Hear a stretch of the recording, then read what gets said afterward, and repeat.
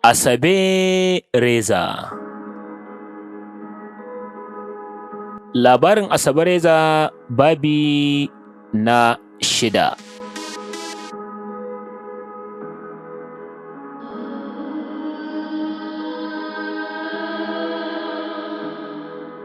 Ashana idan ta ce ga yadda kwana 5 ɗin suka wanzu gare ta to ta yi ƙarya, kawai rayuwa take tana nesanta kanta da shi zuwa adadin shekarun da ya ɗiba.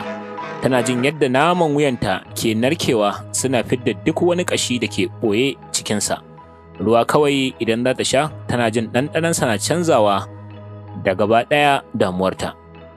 Ba za ka kashe ni ba, take furtawa a ƙasar ranta, tana miƙewa akan diga-diganta zuwa ma'ajiyar kayanta. A hankali take birkice kayan tamkar wacce ke dakon ƙwayaye cikin cikinta. So take ta samu abin da zai suturta ta, so take ta je masa yadda zai gane girmansa a rayuwarta ya ji kanta. Za ta canza dominsa, za ta bar koma menene da zai hana ta samunsa.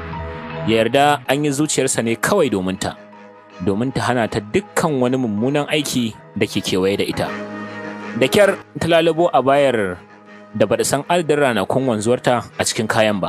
Ita kawai burinta ta saka abin da zai yarda da dukkan kalamanta. A haka ta zira ta fita, a hakan kuma duk wata halitta da ke tsaye gurin ta girgiza da canzawar ashana. Abu ne da babu mahalukin da ya taba aikatawa tun samuwar gidan. Shimi da wando, mini skirt da t-shirt shine shigar gidan. Doka ce mai ƙarfi da karya ta daidai yake da ka yi tsalle ka faɗa rijiya gaba dubu. Kana nitso don makar a ganka.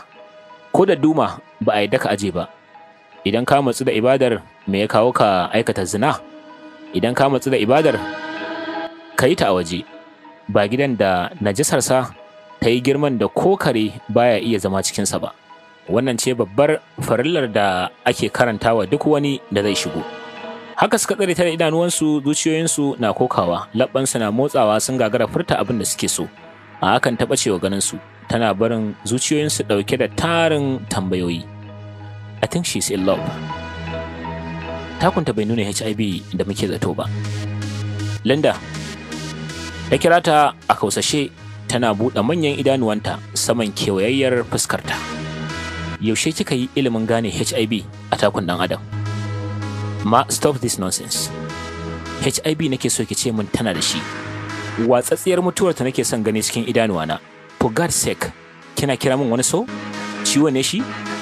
Ma, I swear I saw her late in the night crying.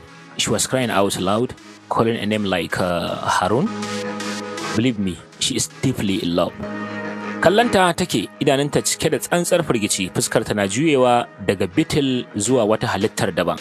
Tana jin yadda gumi ke saukowa tun daga ƙarshen gashinta, yana zarcewa can cikin jikinta. Kanta take girgizawa, tana takawa a hankali, tana tunkararta.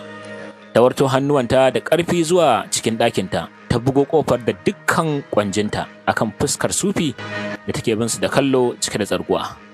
Duben nan, ta faɗa a kausashe tana jijjiga kafaɗar Linda.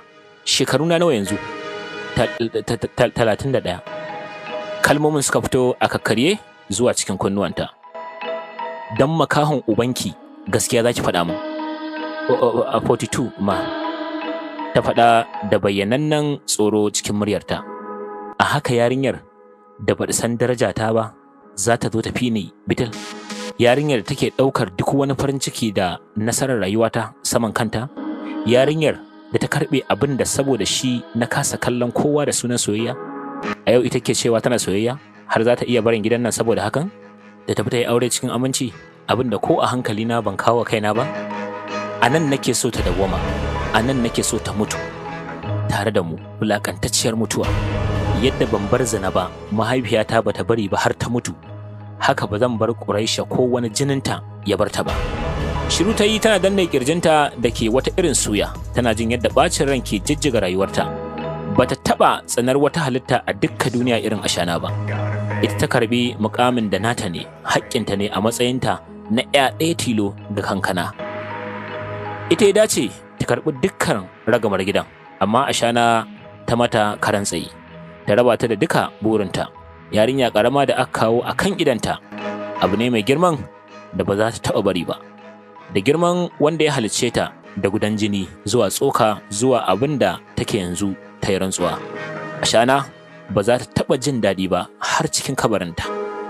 Da girman wanda ya halicce ta domin bautarsa ta sake rantsuwa, sai ta mata abin da za ta ji zafi da raɗin da take ji a duk ɗora ido da za ta yi kanta, sai ta fahimtar ta yadda ba ta ƙaunar kwanciyar hankalinta ko da na motsawar tsinken agogo kan babban ɗigonsa ne, sai ta ɗaiɗaita rayuwarta, ta ɓatar da tarihinta tamkar ɓacewar allura tsakiyar teku.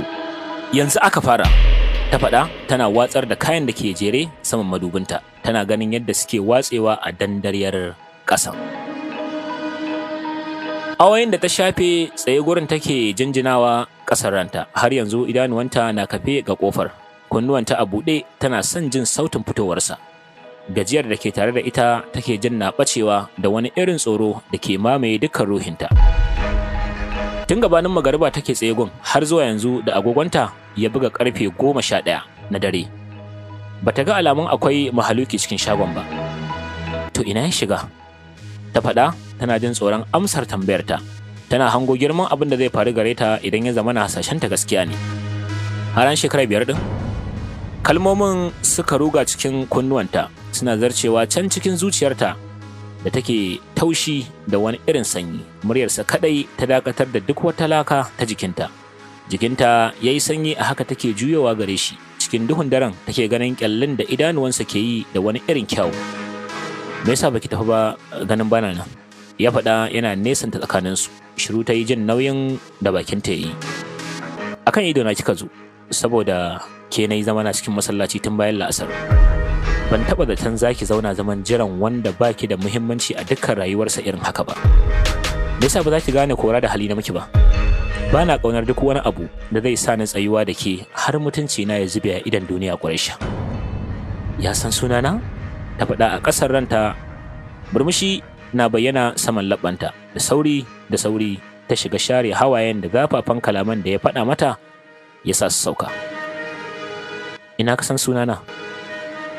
Ko a gida mutum 3 ne suka san ainihin sunana. Ke kika faɗa min, ba kuma unanni damuwata ba. Girgiza kai take tana ƙin gaskata zancensa. Ba ta san sanda ya tambaye ta sunanta a haɗuwar farko da suka yi ba. Kuma dai biki yarda ba, ina roƙonki dan Allah ki bar ni da rayuwata. Wannan rayuwar da nake yi wallahi ta fi tsayuwarki a nan muhimmanci gare ni. Ki yi haƙuri, na barki lafiya. Ya faɗa yana juyawa. A takunsa na 3 ta zube gabansa kan gwiwoyinta kan ƙasar da ke cike da duk wasu kalar duwatsu.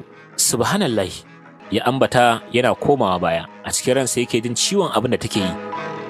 Mace ce ita, duk lalacewarta tana da darajar da ba zai iya sa kafa ya shure ba. Menene haka ke yi? Ki tashi dan Allah, akwai ciwo fa. Ba zan tashi ba har sai ka faɗa min yadda zan daina son ka. Ban san dalilinka na guje min bayan na yi alƙawarin barin komai domin ka ba. Da zafin numfashi ya fesar yana dubanta. Zuwa yanzu ta fara zame masa ciwon kai, bai ma san a muhallin da zai aje taurin kanta ba. Ban san yadda hankalinki ke baki ni zan iya auren karuwa ba. Ina da zafin kishin da matata ma ban sanya za mu yi da fitar ta kasuwa ba. Bare ki da kowane jaki da kare sun gama saninki. Ta yaya ke so in nutsu da aurenki? Ban san adadin mazan da kuka yi tarayya ba. Bari ki ji. A wannan zamanin mazinaci sai mazinaciya, shiryayye sai shiryayya. Kowace ƙwarya akwai abokin burminta. Ba ma wannan ba, yanzu ke a tsarin halitta ta ma kin ga ina da abin da zan iya rike gabjejiyar mace irin ki? Ko kuwa so ke na aure ki na ci gaba da cin dukiyarki da aka tara ta hanyar saban Allah? Kina so ne in ƙara guntuwar rayuwar da ta rage min da haram? Akwai kariyar da zaki iya bani ranar da dukkan rai yake hannun mai shi? Akwai kariyar da zaki iya bani ranar da ƴaƴana za su tsiye ni in faɗa musu asalin uwarsu? Ko kuwa kina da abin kare su lokacin da mutanen duniya za su na zindan su, suna aibata su kan zinar da kika yi? Duk san duk abin da ka aikata yana komawa kan ƴaƴanka ba? A hakan kike son aure ki Quraisha? Wannan shine so? Girgiza kai take yi tana jin ɗacin wanzuwarta mazinaciya a ƙasan zuciyarta. Ba za ta iya tuna wani alkhairi da taɓa yi a dukkan rayuwarta ba. Cikin idanuwanta take hango lokacin. lokacin da ta caka masa abin da take zaton ba zai bar shi da rai ba. A hakan ta tsallake ɗanta cikin tsimmansa a sa'ad da ya fi buƙatar ta a duniya fiye da kowa da komai. Ta taho cikin duniya domin kawai ta yi rayuwa irin wacce take so. Girman zunubanta take hange. Tsoro take ji, tsoro irin wanda ba ta taɓa sanin akwai irin shi a dukkan rayuwarta ba. A wannan halin ya ɗora zancensa. Yanzu a bar shi a ga mun yi aure. Ta yaya za ki goge tarihin karuwancinki a zamantakewar mu? Ki amsa min Quraisha, ya faɗa a kausashe, yana duban tsakiyar idanuwanta da ruwan hawaye ya gama dalmiyarsu a wani nisantaccen yanayi. Zan bar komai, zan rabu da duk wani abu da na samu ta hanyar haram, ko da tufafin jikina ne. Zan canja sunana na ƙaura daga wannan duniyar zuwa inda ba a taɓa jin wanzuwata ba. Ko da cikin jeji ne, zan zauna domin ka. Really? Ya furta da wani murmushi a gefen kuncinsa. Ki ɓace daga gabana. Duk sa'ad da kika yi tunanin barin dukkan munanan ayyukanki domin Allah ki dami ya aure. Da haka ya juya akan takunsa yana ɓacewa idanuwanta, yana barin zuciyarta cikin tashin hankalin da bata san inda za ta aje shi ba. To, da sauraro an zo ƙarshen babi na 6 cikin labarin ASABE REZA, wanda fasihiyar marubuciya wato Fulani Bingel ta rubuta. Domin neman ci gabansa ko kuma ƙarin wasu littattafai, sai ku ziyarci manhajar mu ta YouTube mai suna Mudassir Dan Arewa TV. Mudassir Dan Arewa TV.